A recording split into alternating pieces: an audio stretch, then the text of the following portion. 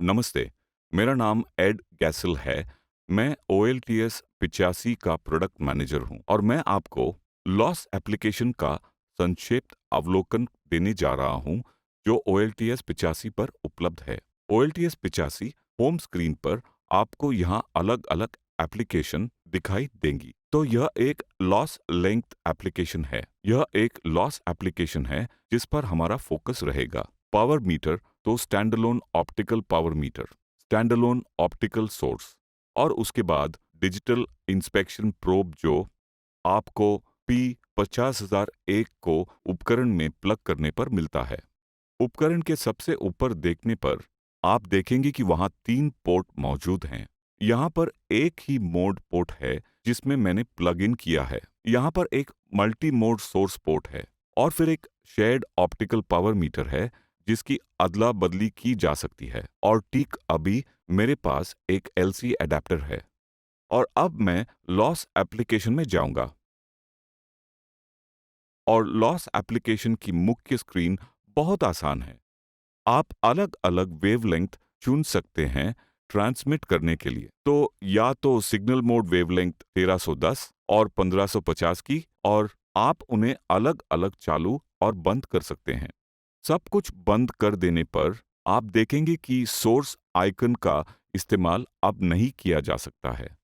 सबसे ऊपर दिए गए आइकन बताते हैं कि किस पोर्ट का इस्तेमाल हो रहा है। अगर मैं 850 चालू करूं तो मल्टी मोड उस दूसरे पोर्ट की ओर इशारा करेगा, लेकिन असल में मुझे सिंगल मोड एप्लीकेशन का इस्तेमाल करना है और मैं इस 1310 और 1550 दोनों में करना चाहता हूं।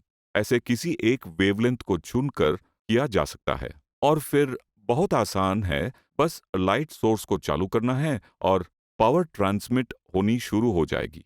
हालांकि ये एप्लीकेशन वास्तव में इसीलिए बनी है कि आप लूप बैक मोड में बने रहें। और लूप बैक मोड का मतलब यह है कि आप लाइट सोर्स से पावर मीटर को कनेक्ट रखे रहें। जैसे कि एक टावर के ऊपर जाना, लूप बैक हिट करना और फिर टावर से नीचे आना और ऊपर और नीचे दोनों जगह टोटल लॉस मापना। लॉस एप्लीकेशन का इस्तेमाल इसी चीज के लिए किया जाता है। उसके भीतर कोई लंबाई नहीं मापी जाती है।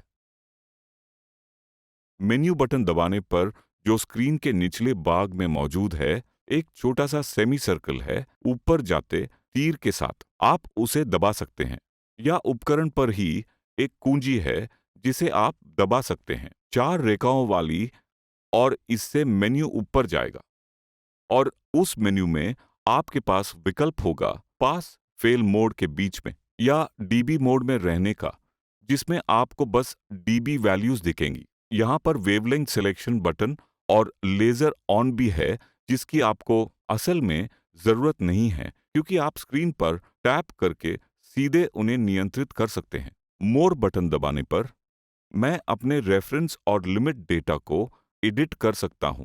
उसमें प्रवेश करने पर मैं देख सकता हूं कि मैंने 1310 और 1550 पर 3 डीबी लॉस के लिए अपनी लिमिट निर्धारित कर ली है।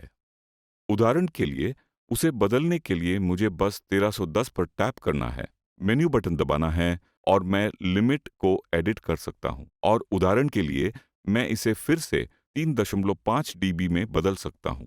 तो बदलने पर यह ऐसा दिखता है। तो अब मेरे पास 1310 के लिए एक लिमिट हो सकती है और 1550 के लिए अलग लिमिट हो सकती है। अगर मैं ऐसा करना चाहूं तो मैं बैक बटन को दबाता हूं जो मुझे पिछली स्क्रीन पर वापस ले जाता है। इसे एक बार और दबाने पर मैं होम स्क्रीन पर वापस आ जाऊंगा।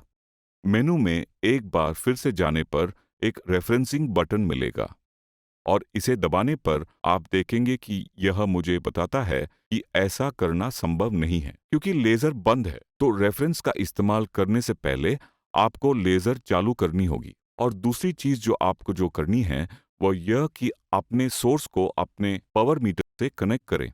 इस मामले में मेरे पास एक फाइबर है। आप देख सकते हैं कि मैंने प्रोब को प्लग इन किया है। मैंने पहले ही इस फाइबर का निरीक्षण कर लिया है। मैं उस चीज को इस छोटे से डेमो में नहीं दिखाने वाला हूं। अब मैं अपने लाइट सोर्स को अपने पावर मीटर से जोड़ रहा हूं। तो मेरे कैमरे में देखें, मेरे वीडियो पर थोड़ा गौर करें और आप देख सकते हैं मैंने अभी अभी अपने सोर्स को अपने पावर मीटर से जोड़ा है। मैं फिर अपने लेज़र चालू कर सकता हूँ।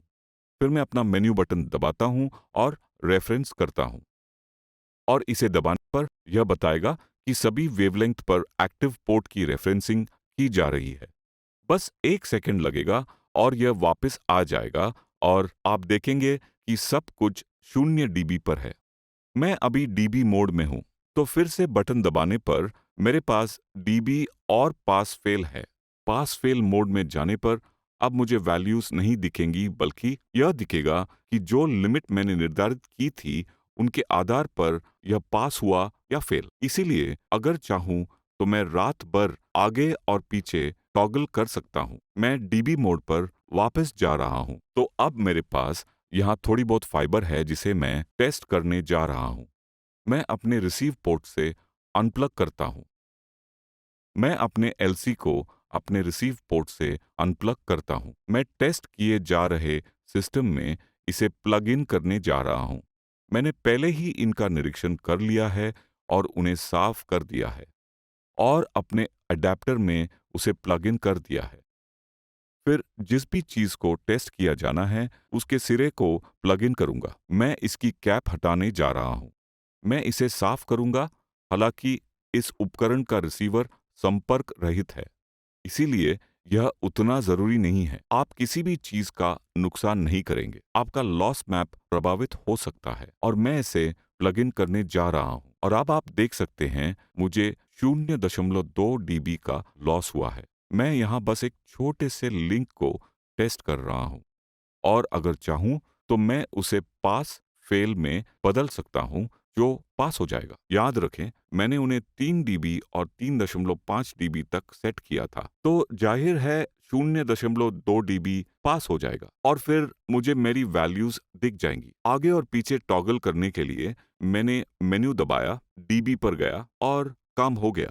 अब आखिरी चीज जो की जा सकती है वो है नतीजा सेव करना। मैंने उपकरण पर सेव बटन दबाया।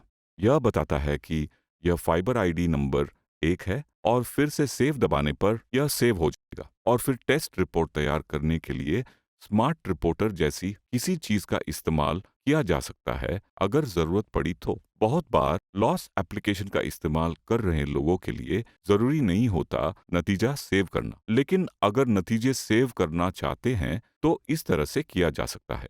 बस इतना ही करना है। तो यह था OLTS 85 पर लॉस एप्लीकेशन के कामकाज पर छोटा सा डेमो।